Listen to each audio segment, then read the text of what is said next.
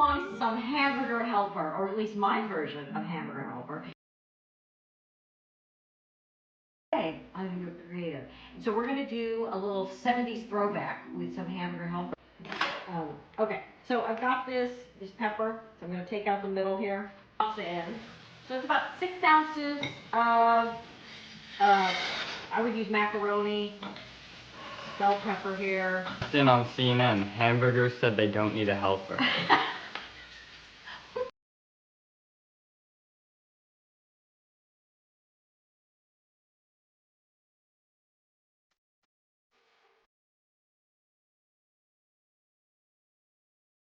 So I'm just using, like, you can use your, Lari's taco spice, whatever. I have some, like, taco seasoning, whatever you have on hand.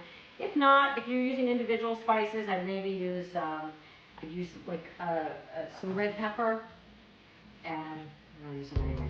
A little oregano. I'm doing a little smoked paprika, too. Got some crushed tomatoes.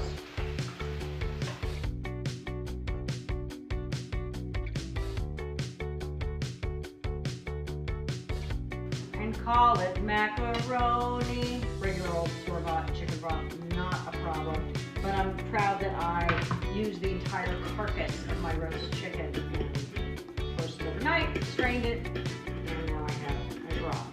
Time to add the green peppers and garlic to the meat and the sauce. Okay. Right in the middle. So this is where you can see the peppers, you can see the garlic, you can see the beef.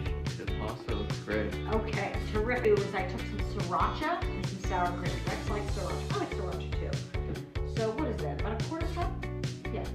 So I'm going to take a quarter cup of sour cream and sriracha. Right? Blend that together.